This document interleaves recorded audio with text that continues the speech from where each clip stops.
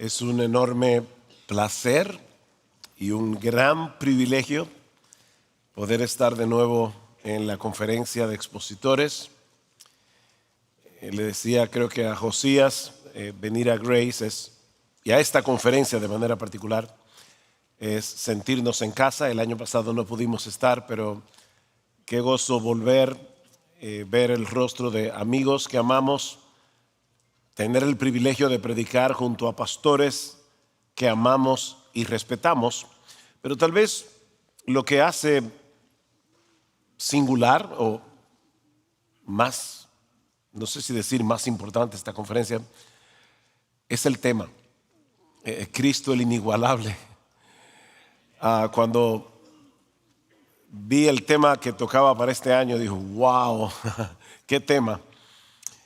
Vamos a pedirle a Él, vamos a pedirle al Señor que nos ayude a nosotros débiles mortales, que llevamos un tesoro en vaso de barro para que la excelencia del poder sea suya y no nuestra, que realmente venga por su Espíritu y abra nuestra mente y nuestro corazón de tal manera que podamos salir, no de esta predicación, que podamos salir de toda esta conferencia amándole más, admirándole más, alabándole más, sirviéndole más, obedeciéndole más, siendo más apasionados con Él. Vamos a orar. Bendito Señor, te damos gracias por todo lo que hemos escuchado hasta aquí. Padre, gracias por haber ayudado a Paul hace una hora para mostrarnos de una manera tan poderosa ese pasaje de Filipenses y recordarnos que nuestra salvación está en Cristo. Eso parece tan esencial, Señor, parece el ABC de la vida cristiana, pero cuánto necesitamos volver a esas verdades una y otra vez. Gracias. Pero ahora, Padre, nosotros estamos aquí frente a tu palabra, conscientes de nuestra propia debilidad, no solamente para predicarla desde el púlpito, sino también la debilidad de mis hermanos para escuchar con atención, recibir la palabra, implantarla en sus corazones por el poder de tu Espíritu y dar fruto. Ayúdanos, oh Señor. Ven en nuestro auxilio y glorifica a tu Hijo por la obra de tu Espíritu, porque te lo pedimos en su nombre. Amén. Les pido por favor que vayan conmigo a Mateo capítulo 7 y vamos a leer los versículos 28 al 29. Dice así la palabra del Señor. Cuando Jesús terminó estas palabras, refiriéndose obviamente al Sermón del Monte, las multitudes se admiraban de sus enseñanzas porque les enseñaba como uno que tiene autoridad y no como sus escribas. En el año 1893, apenas un año después de la muerte del gran predicador, reconocido predicador bautista del siglo XIX, Charles Haddon Spurgeon, James Douglas publicó una biografía de Spurgeon en la que le llamó el príncipe de los predicadores. Y desde entonces, si buscas en Google el príncipe de los predicadores, te van a salir varias biografías de Charles Spurgeon. Algunos dicen que Spurgeon ha sido el más grande predicador de la historia de la iglesia después del apóstol Pablo. Eso quizás algunos pueden discutirlo, pero lo que es indiscutible es que él es uno de los predicadores más citados del pasado hasta el día de hoy. Sin embargo, yo estoy convencido, no conocía a Spurgeon personalmente, pero por lo que uno lee de Spurgeon, su amor por el Señor, Spurgeon exuda a Cristo. Yo puedo estar seguro de que Spurgeon habría estado completamente de acuerdo con otro ministro inglés puritano del siglo XVII, Thomas Watson, cuando afirmó que solo Jesús es el príncipe de los predicadores y que solo Él, decía Thomas Watson, puede ser considerado el mejor de los expositores. Ese es mi tema de esta mañana, el príncipe de los predicadores, no Spurgeon, Jesús.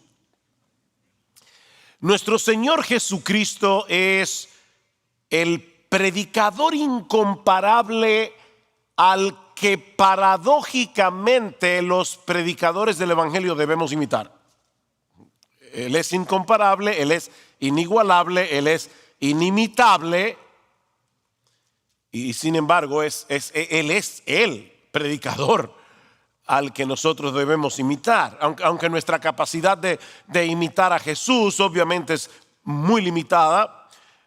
Decía o dice John MacArthur que el Señor modeló muchas cosas que los predicadores contemporáneos pueden y deben imitar, aunque sería anacrónico, fuera de tiempo, imaginar a Jesús detrás de un púlpito como nosotros hacemos en el día de hoy.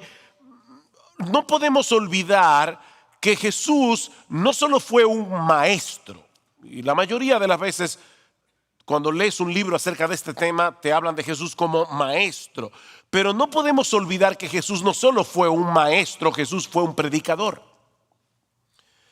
Mateo nos dice en el capítulo 4 de su evangelio, es decir, inmediatamente antes de su relato del Sermón del Monte, que luego del bautismo y la tentación en el desierto, Jesús comenzó a predicar. Y un poco más adelante, en el versículo 23 de ese mismo capítulo, nos dice que Jesús iba por toda Galilea enseñando en sus sinagogas y proclamando, la palabra ahí es predicando el evangelio del reino. La palabra que se usa en ambos textos es keruso, que significa anunciar, proclamar en alta voz, como lo hacía el kerux, el heraldo de aquellos días.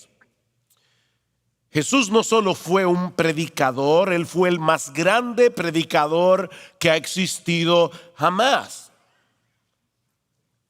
La predicación jugó un papel preponderante en el ministerio terrenal de Jesús. Hay un pasaje en el Evangelio de Marcos cuando vemos que los discípulos quisieron ceder a la presión de la gente que buscaba a Jesús para ser sanada. ¿Y cuál fue la respuesta del Señor? No. El hombre más compasivo que ha existido, la compasión encarnada, no permitió que la presión de la gente dominara su agenda. La respuesta de Jesús fue: vamos a los pueblos vecinos para que predique también allí, porque para eso he venido. Y fue por toda Galilea predicando en sus sinagogas y expulsando demonios. La prioridad de Jesús no era sanar personas. La prioridad del ministerio de Jesús era predicar el evangelio como un heraldo, predicar la llegada del reino de Dios y llamar a los hombres a seguirlo a Él en arrepentimiento y fe. Y lo que vamos a hacer en esta mañana es considerar esta nota editorial que Mateo incluye al final de su relato del Sermón del Monte, para considerar el impacto que provocó este sermón en aquellos que lo escucharon por primera vez y cuál fue la razón de ese impacto, porque eso nos va a ayudar a entender cómo era Jesús como predicador y de qué manera nosotros, los predicadores contemporáneos, podemos imitar al predicador inimitable, al predicador incomparable. Veamos en primer lugar la razón de este impacto, versículo 28. Cuando Jesús, el impacto del sermón. Versículo 28, cuando Jesús terminó estas palabras, esa es una frase clave que Mateo usa, una fórmula para dividir, estructurar su evangelio en 5 sesiones. Siempre Mateo nos da enseñanza, relatos, enseñanza, hechos. Cuando Jesús terminó estas palabras, las multitudes se admiraban de su enseñanza.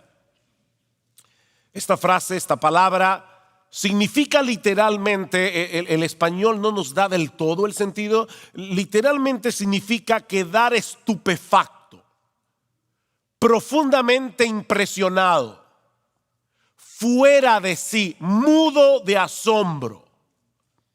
El Nuevo Testamento amplificado lo pone de esta manera, dice que en la multitud ellos estaban atónitos y abrumados con perpleja admiración. La gente estaba muda. Y tal parece que Mateo quiere señalar el hecho de que no se trató de la impresión de un momento, porque el verbo se maravillaban está en imperfecto. Y algunos que saben un poquito de griego saben que esto indica una acción de larga duración. Ellos se admiraban. Esta es una reacción que se repetía una y otra vez durante el ministerio de Jesús. Dice en Marcos capítulo 1 versículo 21, y en un contexto completamente diferente al sermón del monte, Jesús está aquí en la sinagoga de Capernaum y dice la gente se admiraba de su enseñanza. Y un poco más adelante, allí mismo, cuando Jesús libera a un hombre endemoniado, dice Marcos que todos se asombraron de tal manera que discutían entre sí diciendo, ¿qué es esto? ¿Ven?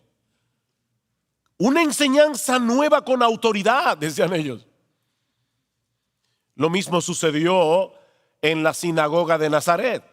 Dice en Lucas capítulo 4 versículo 22 que todos hablaban bien de él y se maravillaban de las palabras llenas de gracia que salían de su boca. Su predicación producía un impacto profundo en aquellos que lo escuchaban. Hay un relato simpático, no deja de ser simpático, en el capítulo 7 del Evangelio de Juan. Los líderes religiosos de Israel enviaron alguaciles para que apresaran a Jesús y obviamente volvieron con las manos vacías. Y cuando les preguntaron por qué no lo habían traído, ellos respondieron, jamás hombre alguno ha hablado como este hombre. El embelesamiento los paralizó. Ahora, ¿qué era lo que las multitudes percibían de la predicación de Jesús que reaccionaban de ese modo? Porque tal vez tú y yo hoy leemos el Sermón del Monte y decimos, wow, sí, fue un buen sermón, pero para quedar mudo de asombro. ¿Qué era lo que había en la predicación de Jesús? Y de paso aprovecho para decir, no juzguen a los predicadores del pasado por lo que ustedes leen en sus sermones. Tal vez tú lees un sermón de Spurgeon y dices, ¿y por qué era el príncipe de los predicadores? O lees un sermón de Whitefield. Recuerden aquella vez cuando alguien le dijo a Whitefield, señor Whitefield, ¿puedo publicar sus notas en un libro? Y él dijo, muy bien, puedes publicar mis sermones, pero no vas a poder incluir los truenos y los rayos. Eso no aparece en la página impresa. Así que hoy leemos el Sermón del Monte y decimos, bien, es un tremendo sermón, es un precioso sermón, pero para quedarse mudo. ¿Por qué la gente reaccionaba así? Versículo 29. Porque les enseñaba como uno que tiene autoridad y no como sus escribas. Mateo me llama la atención esto, como sus escribas. Noten, hermanos, y sobre todo noten, pastores y predicadores, no fue su oratoria lo que los asombró.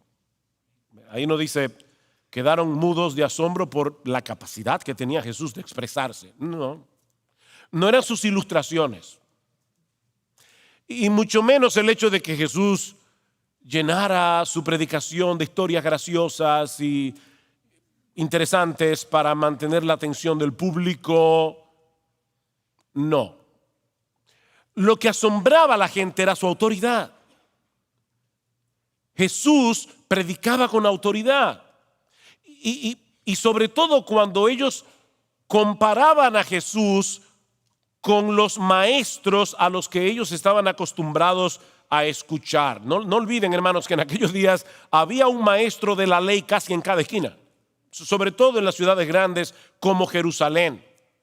Así que los judíos del primer siglo, que no tenían sermón audio, no tenían YouTube, ellos estaban acostumbrados, ellos se exponían continuamente a todo tipo de predicadores, a todo tipo de maestros.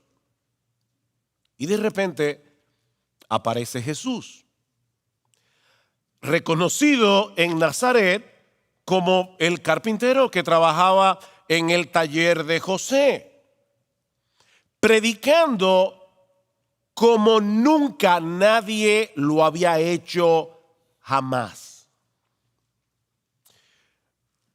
Podemos suponer, mis hermanos, que en esa multitud que escuchó a Jesús en el Sermón del Monte, había personas a los que Cristo les había hecho una mesa, una silla, un trabajo en su casa. Él era el carpintero.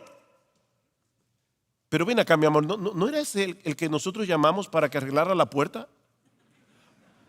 Jesús era el carpintero, todo el mundo lo conocía, por lo menos en Nazaret.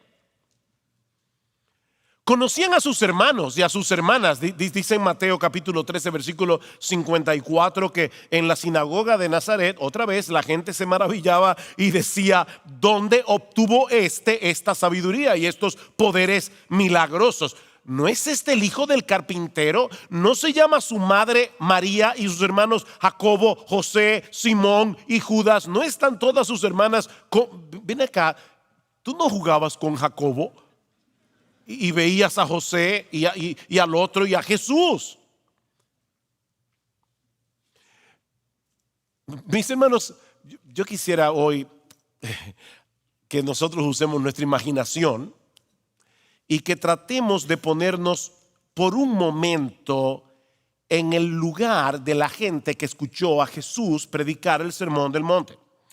Jesús se había criado entre ellos. Él no pertenecía a ninguna escuela rabínica, él no había sido entrenado para ser un profesional de la ley, no era escriba, no era fariseo, pero hablaba con una autoridad como ningún maestro había hablado jamás. Y Mateo nos brinda una comparación, dice que él hablaba con autoridad, como uno que tiene autoridad y no como sus escribas.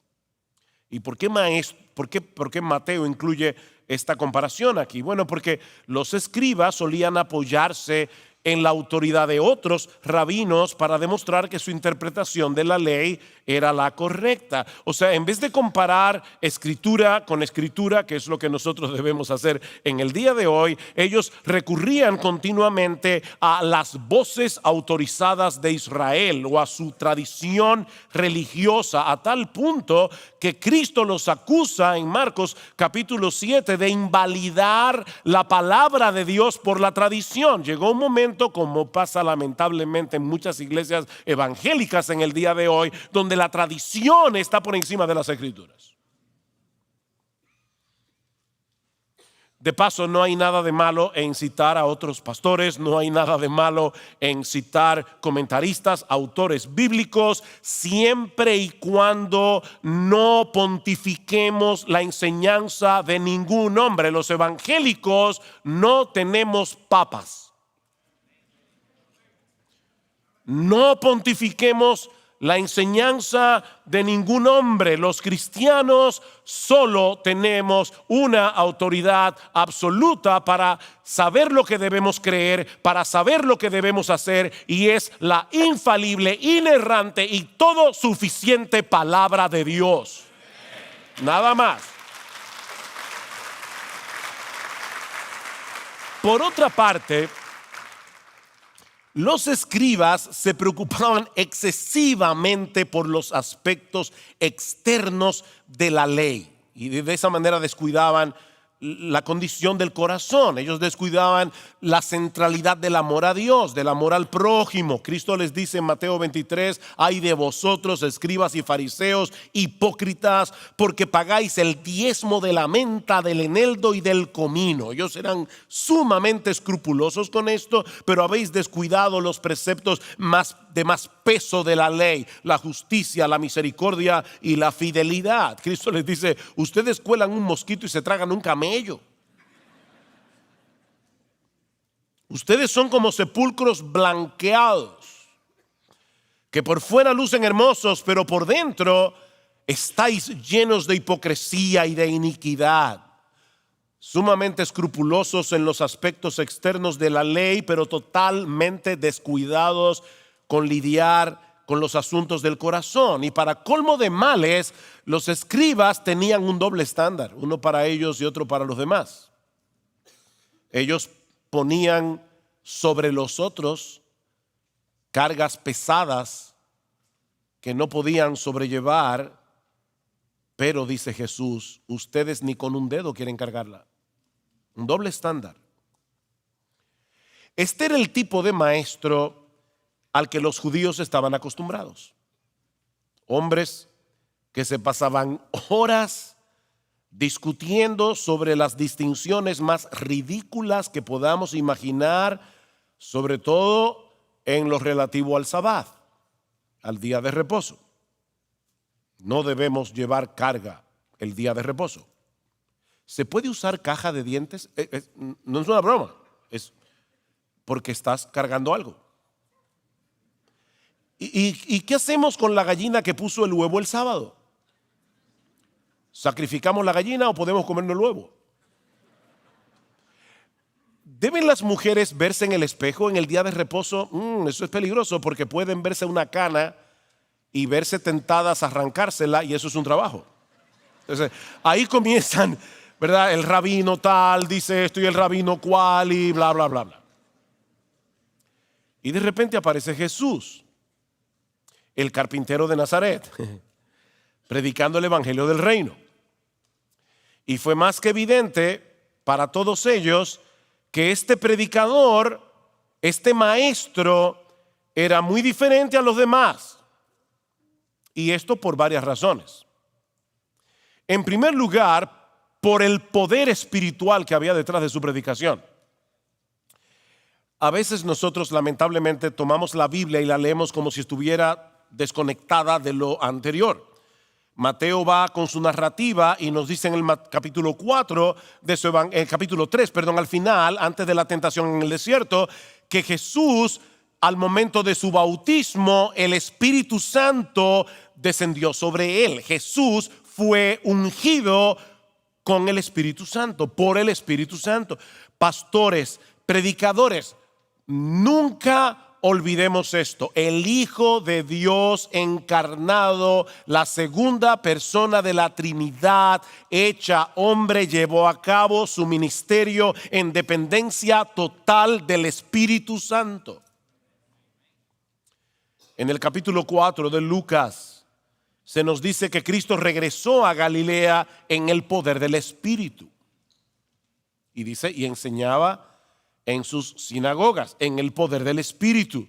E inmediatamente después, Lucas narra lo que sucedió en la sinagoga de Nazaret. Dice que Jesús se levantó a leer, era su costumbre ir a la sinagoga, se le dio el libro del profeta Isaías. Ahora imaginen a los mayores que habían visto a Jesús de Nazaret desde niño, era su costumbre. Ellos decían: ay, vino Jesús, y lo veían chiquitito ahí en Nazaret.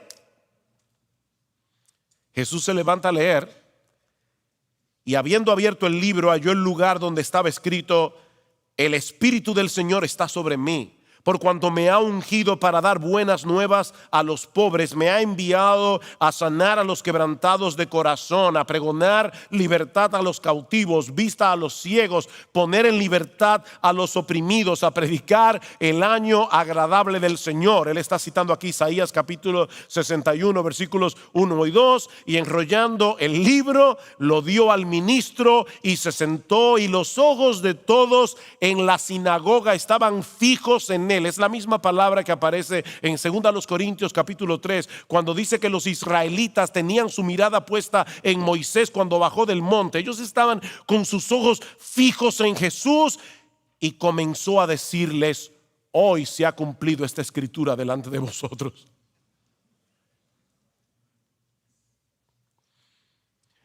Noten, eso no fue todo lo que Jesús predicó, no fue un sermón de 2 segundos. Comenzó a decirles, eso fue parte de su sermón. Lucas no está relatando aquí todo el sermón, pero el punto es que al inicio de su predicación, Jesús comienza afirmando que el ungimiento del Espíritu del que profetizó Isaías se había cumplido en él, como el Mesías. Cristo ministró en el poder del Espíritu Santo. ¿Cuánto más nosotros tenemos que depender de Él? Sí, debemos prepararnos cuidadosamente para exponer la palabra. Debemos hacer una exégesis precisa del texto bíblico y luego preparar nuestros sermones con el mayor empeño del que seamos capaces. Mis hermanos, esto es un arduo trabajo. Pablo dice en 1 Timoteo capítulo 5 versículo 18: los ancianos que gobiernan bien sean tenidos por dignos de doble honor, mayormente los que trabajan en predicar y enseñar. Y esta palabra es exactamente la misma que aparece en Apocalipsis capítulo 2 versículo 2, cuando Jesús le dice a la iglesia en Éfeso: yo conozco tu arduo trabajo. Predicar es un arduo trabajo que requiere del poder del Espíritu para ser eficaz. ¿Ven? La buena predicación es el resultado de un arduo trabajo en dependencia del Espíritu. No es escoger una cosa o la otra. Tratar de escoger entre el trabajo del predicador o la dependencia del Espíritu es como decidir: ok, tenemos un problema en el vuelo, ¿de qué ala nos desprendemos? ¿De la derecha o de la izquierda? No podemos desprendernos de ninguna de las dos, porque el avión no puede volar sin las dos alas, y la buena predicación tampoco. En toda la historia de la iglesia nunca ha habido un solo predicador, y miren que han habido muchos buenos, un solo predicador que en su propia capacidad haya podido convertir un alma o edificar una iglesia. Si queremos predicar como Jesús, debemos estar conscientes de nuestra propia debilidad y de que la tarea que se nos ha encomendado sobrepasa por mucho nuestras capacidades naturales. Pero no era solo el poder de su predicación lo que tomó a esta gente por sorpresa, sino también su contenido, el contenido del sermón. Y una vez más, por favor, hagamos el esfuerzo de ponernos en la mente de cualquier judío del primer siglo escuchando por primera vez el Sermón del Monte. Este carpintero de Nazaret ha subido al monte, multitudes están a su alrededor y él comienza a enseñar. Pero lo más sorprendente de su enseñanza no son las elevadas normas éticas que Jesús plantea que tienen los ciudadanos del reino. Eso no fue lo más sorprendente. Lo más sorprendente de la predicación de Jesús era cómo él predicaba a Jesús. Era lo que él decía de sí mismo. En el Sermón del Monte, Jesús se presenta a sí mismo como el intérprete final y absolutamente correcto de las Escrituras. Mateo 5, a partir del versículo 21, esto es lo que los maestros de la ley les han enseñado, pero yo os digo. Ahí está. Los rabinos que ustedes acostumbran a oír se han quedado cortos en su interpretación de lo que Dios habló en el Sinaí. Yo soy el intérprete oficial de la corte celestial que puede enseñarles con autoridad el verdadero alcance de cada una de las palabras que salió de la boca de Dios en el monte Sinaí. Todas las veces de paso que Jesús citó un pasaje del Antiguo Testamento, como hizo en Lucas capítulo 4, eso era exactamente lo que ese pasaje significaba. En su contexto. Hoy día la gente se reúne en estudios y dice, ¿qué significa este texto para ti? Pregunta errónea. No, lo que importa no es lo que ese texto significa para ti, es lo que ese texto significa, ya no sigas. ¿Qué significa ese texto? Se acabó. Ese texto en su contexto. Jesús nunca torció las escrituras para hacer valer un argumento. Lo que él decía acerca de ese texto era exactamente lo que ese texto significaba. En ese sentido, y yo sé que algunos van a reaccionar aquí, pero en ese sentido es apropiado decir que Jesús era un predicador expositivo. ¿Era Jesús un predicador expositivo? Claro que sí. Es verdad que él nunca se paró en un púlpito y enseñó versículo a versículo un libro completo del Antiguo Testamento. Sin embargo, Jesús siempre expuso lo que el texto bíblico significaba y nada más. Porque Jesús tenía las escrituras, no sé si ni siquiera decir en muy alta estima, en toda la estima. ¿Ustedes recuerdan cuando iban los discípulos camino a Emaús y el Señor le dice, oh insensatos y tardos de corazón para creer todo lo que los profetas han dicho? Lo que a mí me llama la atención de ese texto es que casi al final de su ministerio Jesús les había dicho 3 veces, me van a arrestar, me van a golpear, me van a juzgar, me van a crucificar, voy a resucitar. Él pudo haber dicho, oh insensatos y tardos de corazón para recordar lo que yo les dije. Pero dice, no, insensatos y tardos de corazón, para creer lo que los profetas han dicho. Así tenía Jesús, el Hijo de Dios encarnado. Así veía él las escrituras, con esa autoridad. Impresionante. En el monte de la tentación, Satanás, escrito está. Ya, se acabó el argumento. Si está escrito aquí, ya no hay nada más que hablar. Recuerdo aquella niña en la escuela dominical, aquel niño, perdón, no en la escuela dominical, en la escuela, tenía un profesor ateo y el profesor quería ridiculizar la Biblia y le dice, entonces ¿tú crees que es verdad que un gran pez se tragó a Jonás? Tú no sabes que los peces, la tráquea, no cabe. Y el niño le respondió muy sabiamente, mira, yo creo que un pez se tragó a Jonás porque la Biblia lo dice, y si la Biblia dijera que fue Jonás que se tragó al pez, también lo creyera.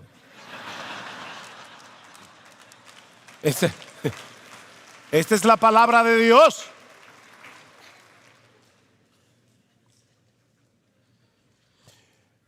Pastor, predicador, si tú quieres predicar como Jesús, procura con diligencia trazar correctamente la palabra de verdad. Procura con diligencia presentarte a Dios aprobado como obrero que no tiene de qué avergonzarse, que traza bien la palabra de verdad. Estudia el texto en su contexto hasta que tú seas capaz de poder decir con una limpia conciencia, así dice el Señor. Estudia. Pero, perdón. Pero Jesús no solo se presentó como aquel que nos provee la interpretación final de las Escrituras. Fue más que eso. Él se presenta en el Sermón del Monte como aquel en quien se cumplen las Escrituras.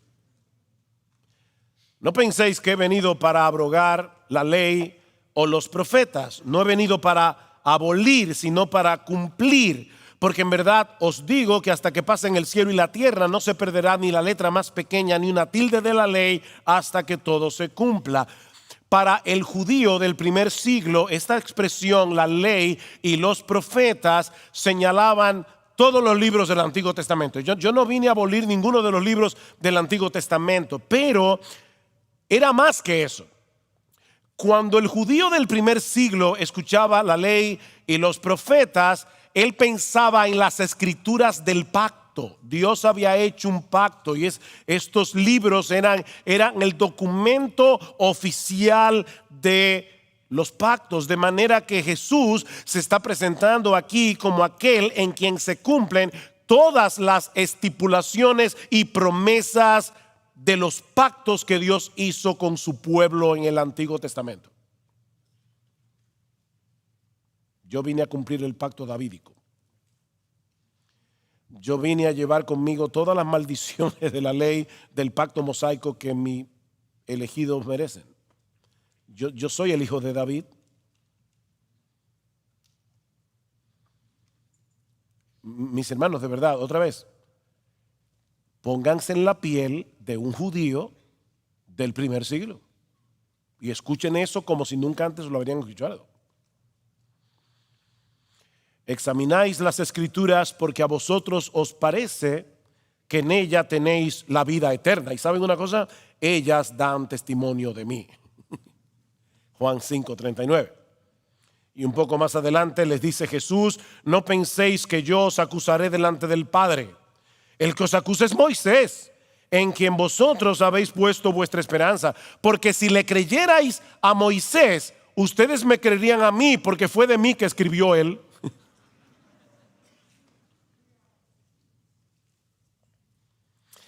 Eso sería el colmo de la arrogancia si Jesús hubiera sido un hombre común y corriente, pero él no lo dejó ahí. Jesús también afirma en el Sermón del Monte que es nuestra relación con Él y nuestra lealtad hacia Él lo que va a determinar que tu vida sea bienaventurada en el tiempo presente y por toda la eternidad. Bienaventurados sois cuando por mi causa os vituperen y os persigan y digan toda clase de mal contra vosotros mintiendo. ¿Ven? Él no dijo bienaventurados los que sufren por la verdad. Él no dijo bienaventurados los que sufren por el reino de los cielos. Él dijo los que sufren por causa de mí. Ustedes serán bienaventurados cuando tengan que sufrir insultos, reproches por su identificación conmigo. No importa el precio que tengan que pagar, porque no hay nada más importante en esta vida que conocerme a mí y tener una relación conmigo. Y si tienen que ser apedreados y martirizados, vale la pena. Yo me imagino a algunos, pero ¿qué es lo que se cree este hombre?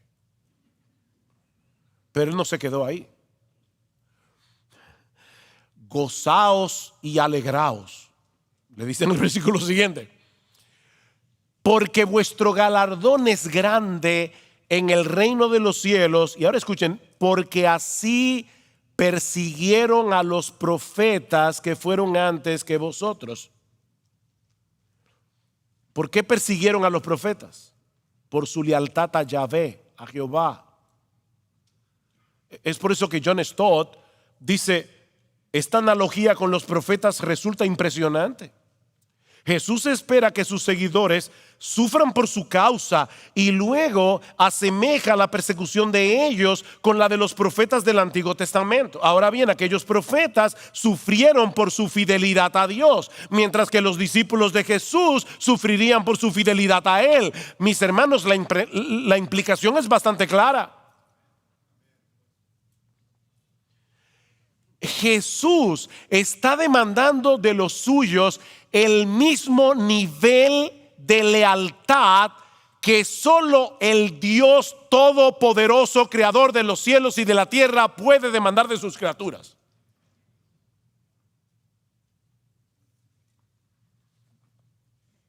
Pero más aún, Jesús concluye el Sermón del Monte declarando con absoluta autoridad que el veredicto del juicio final está en sus manos y que depende de nuestra relación con Él, no de guardar la ley, no de ser fariseo ni escriba, no, es tu relación conmigo.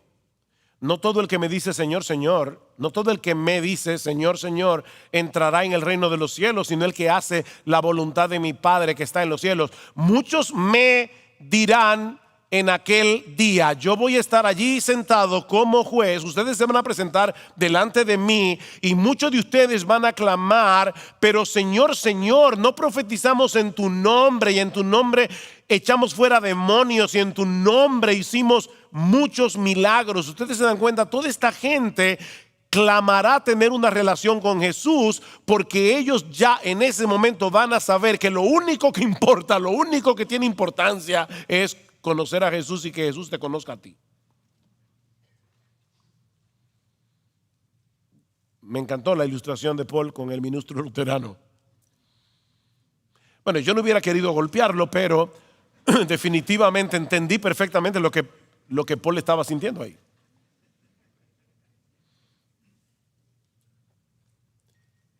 Y entonces les declararé, yo. O sea, ustedes me van a hablar a mí en el día del juicio y entonces yo les declararé, el veredicto está en mis manos. Apartaos de mí, hacedores de maldad, yo nunca os conocí. No con un conocimiento intelectual. Jesús conoce a todos los ateos, a todos los agnósticos, a todos los impíos, pero no tiene una relación personal íntima con ellos. Eso es lo que Jesús está diciendo. Ustedes dicen Señor, Señor. El hebreo repetía el nombre para indicar proximidad. Abraham, Abraham, Samuel, Samuel, Marta, Marta. Cada vez que tú repites un nombre es yo te conozco, somos amigos. Y esta gente va a decir Señor, Señor, ¿tú no te acuerdas los milagros y las cosas que yo hacía en la iglesia? No, tú nunca tuviste una relación conmigo. Yo nunca os conocí. Pero lo más impactante para mí personalmente de esa declaración es que Jesús está diciendo que el castigo del infierno para aquellos que no reconocen a Jesús como Señor es estar separados de Él. Ese es el castigo, apartaos de mí. ¿Quién es este hombre que está diciendo la mayor bienaventuranza que puede tener un hombre es vivir conmigo por los siglos de los siglos, y ustedes no van a tener esa bendición? Apartaos de mí. Eso es lo más terrible.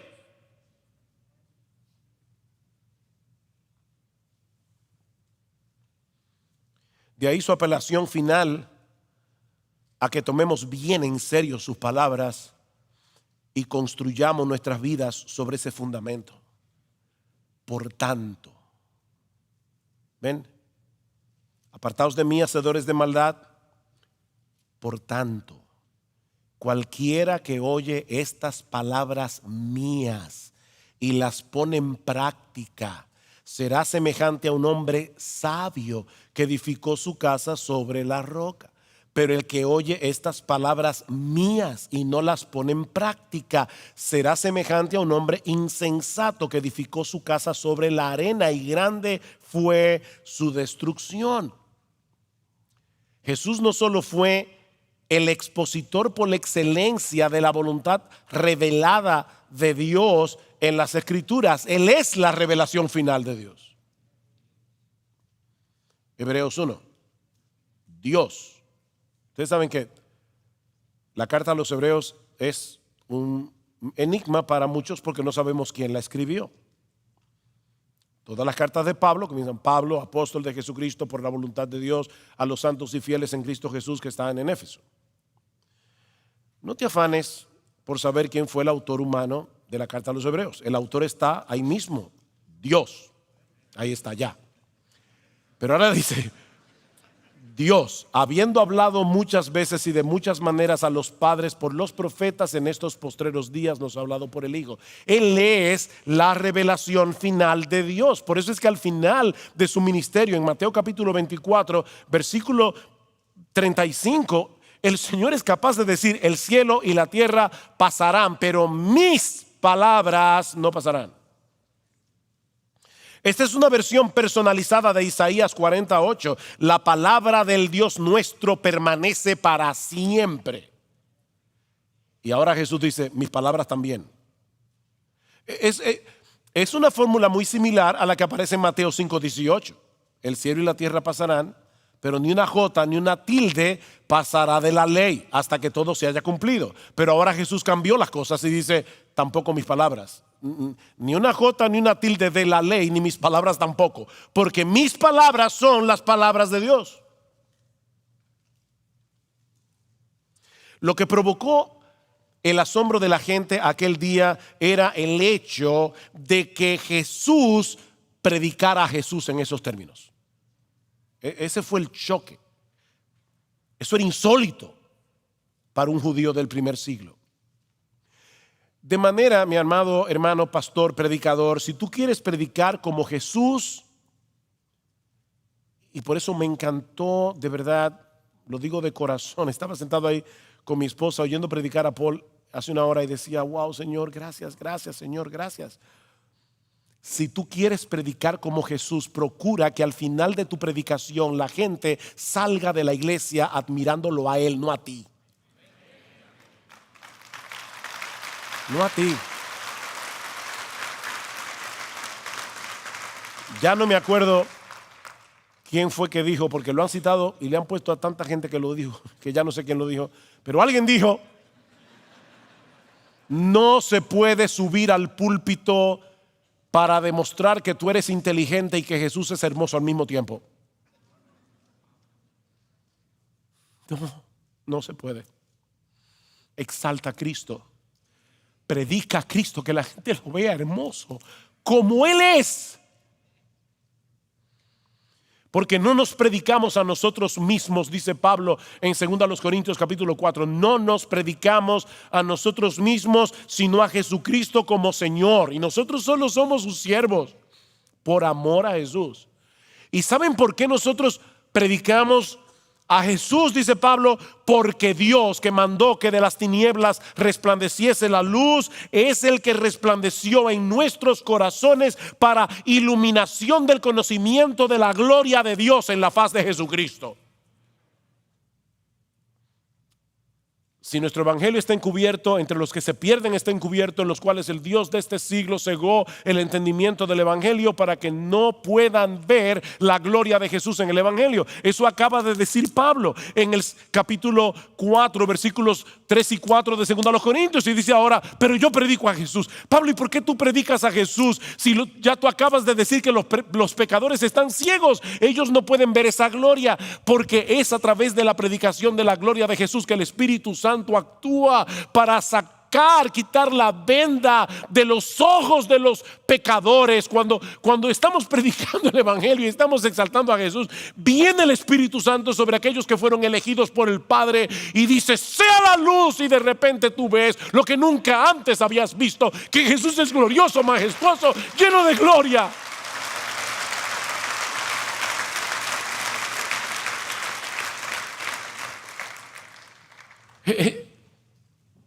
Pastores, es la predicación de Cristo lo que salva y santifica. No te prediques a ti mismo. No subas al púlpito para traer sobre ti la admiración de los hombres. Esa es una profanación de la sagrada tarea que Dios nos ha encomendado. Pero no solo les resultaba chocante lo que él decía de sí mismo, sino también lo que Jesús decía del verdadero discipulado. Jesús no se pierde en los detalles irrelevantes que interesaban a los escribas. Jesús va al grano, va directo al corazón, a la esencia de la piedad.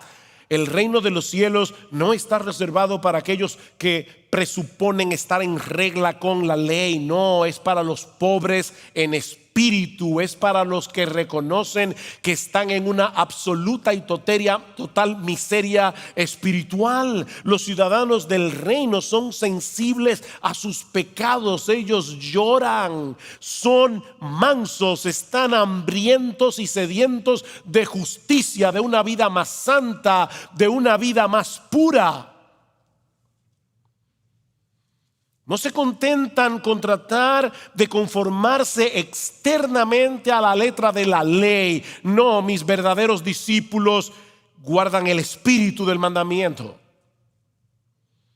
Esta gente se maravillaba porque nunca antes se les había tocado la llaga del corazón, como lo hizo Jesús aquel día. ¿Tú crees que estás libre de adulterio porque no te has acostado con ninguna otra mujer?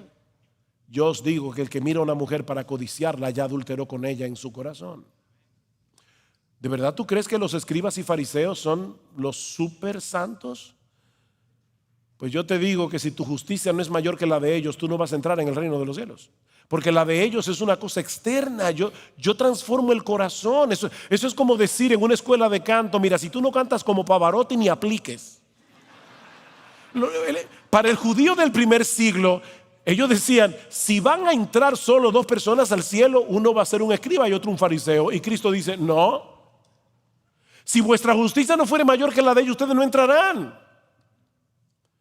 Oíste que fue dicho: no cometerás homicidio. Tú crees que estás libre, ¿verdad?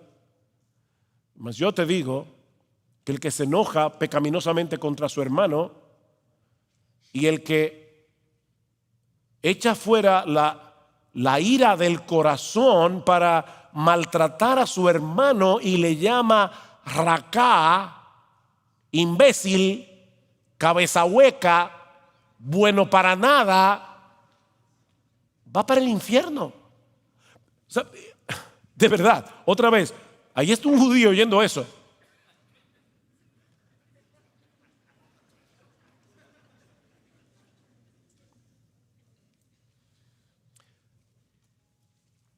Esta gente se maravillaba porque nunca antes habían escuchado a nadie predicar con esa, como bien ha dicho alguien, inigualable y poderosa sencillez. Jesús no se perdía en términos raros. La primera vez que yo vine a Grace Community Church fue en el año 1985. Yo era joven, era un niño aventajado. No. Yo vengo aquí a Grace y estamos con el jet lag, medio dormidos, y nos invitan en la parte hispana. Era otro pastor, no era Henry Tolopilo ni Josías, obviamente. Y nos invitan ellos tenían, no sé si lo tienen todavía, flocks, rebaños que se reunían cada semana, y entonces el pastor se reunía con los hermanos líderes del grupo, y eran hermanos que no habían estudiado en seminario, nada de eso. Y yo recuerdo que yo estaba allí ya con un sueño y estoy ahí sentado el día que llegamos a Los Ángeles, pero de repente uno de los hermanos le pregunta al pastor: pastor, ¿Judas hubiera podido no traicionar a Jesús? Ya eso me despertó. Pero lo que me quitó el sueño fue que de repente yo oigo la voz de un hermano, y después nos hicimos súper amigos hasta el día de hoy. Yo escucho la voz de un hermano que dice: bueno, eso depende si tú eres supralapsario o infralapsario. Al final obviamente me acerqué y le dije: tú estudias en un seminario, ¿verdad? Dice: sí. Y ya nos hicimos muy amigos, de verdad, hasta el día de hoy somos muy amigos. Pero mira, esas palabras están bonitas para decirlas en una clase de teología. No te pares en el púlpito a hablar del infralapsarianismo. Porque la gente va a decir: no entendí nada, pero el tipo sabe de eso.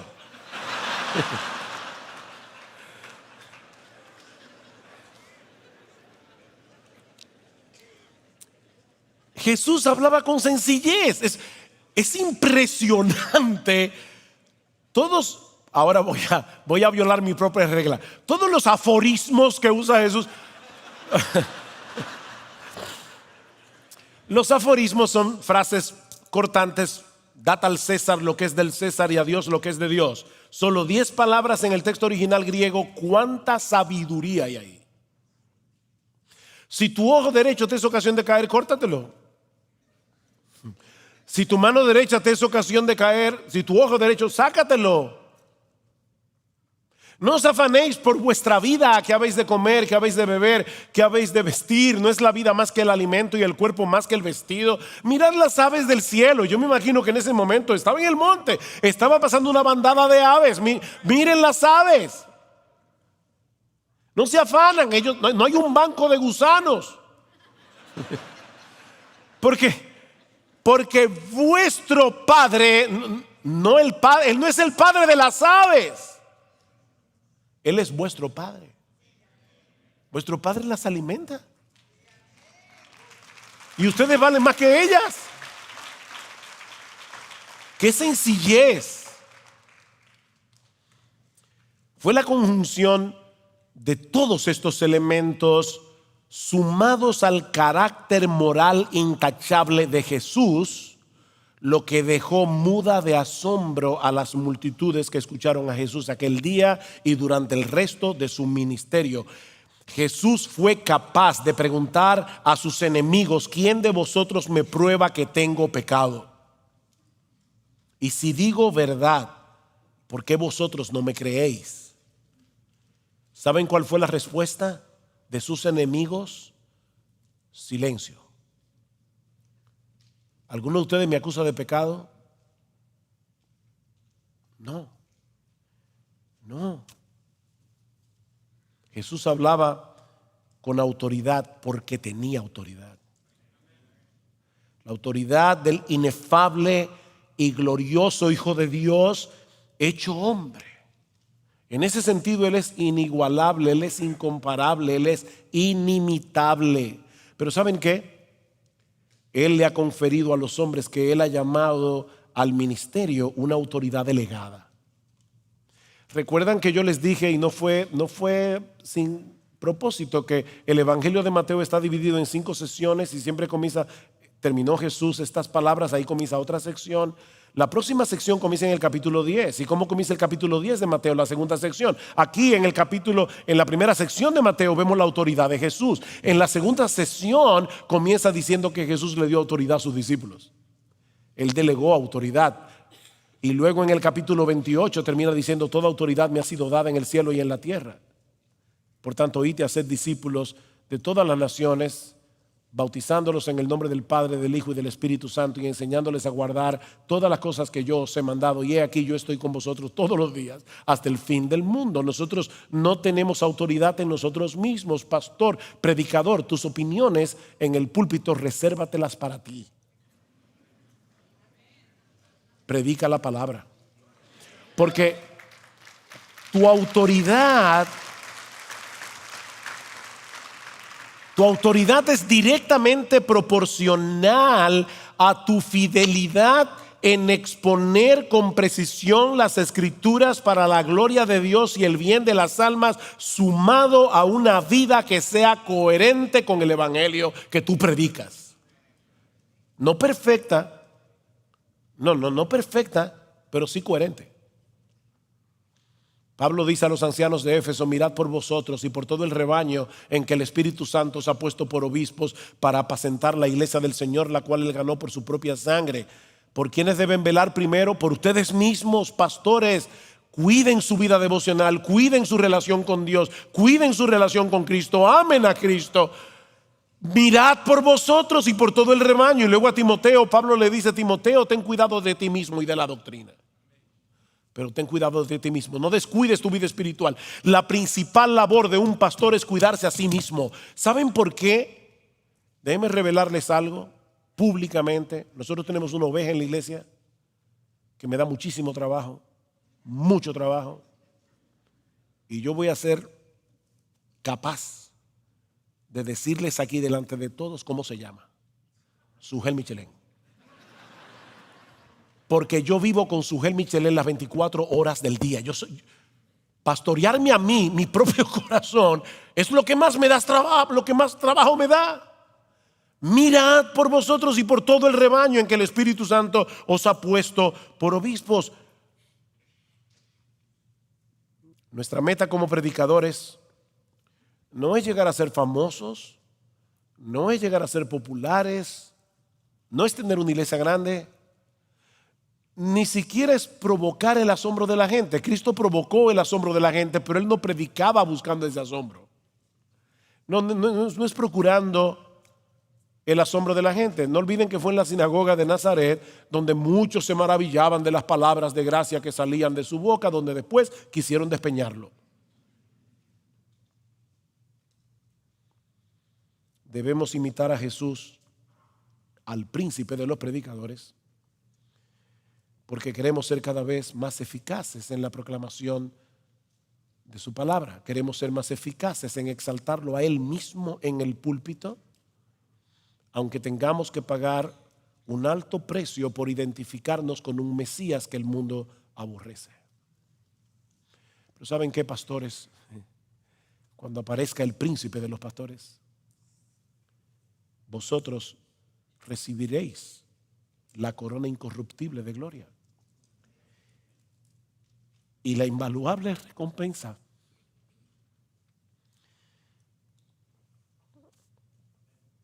de escuchar de sus labios: bien, buen siervo y fiel. Tu iglesia era pequeña, nadie veía tus sermones en YouTube,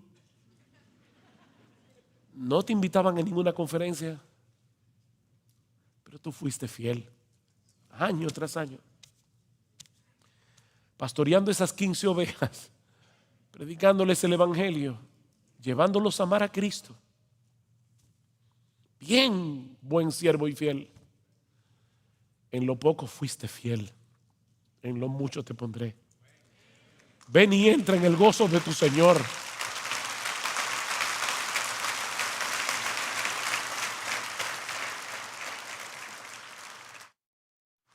Padre, gracias, Señor. Gracias, Señor,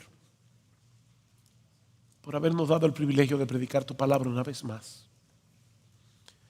Señor, bendice esta conferencia, bendice el esfuerzo que hacen nuestros hermanos, pero no para llenar a la gente de conocimiento, como si el conocimiento en sí mismo tuviera valor. Es para servirte mejor a ti, Señor. Padre, perdónanos, porque muchas veces hemos sido ladrones de gloria. Perdónanos, Señor, por no procurar ardientemente la exaltación de tu Hijo. Perdónanos, Señor, por no ser diligentes al estudiar tu palabra. Ayúdanos, Señor. Somos débiles. Bendice a cada pastor, cada predicador que se encuentra en este lugar, pero bendice también a los hermanos. Que ellos sepan discernir, Señor, cuando están en un púlpito donde el hombre está endiosado, está exaltándose a sí mismo, no los está llevando a Cristo. Que puedan huir, Señor, a una verdadera iglesia. Que puedan discernir, Señor, pero al mismo tiempo que sepan apreciar a sus pastores, a sus predicadores, que con sencillez, con esfuerzo, tal vez totalmente desconocidos, les predican tu palabra domingo tras domingo. Llévalos a tenerlos en alta estima. Pero sobre todo, Señor, a todos los que estamos aquí,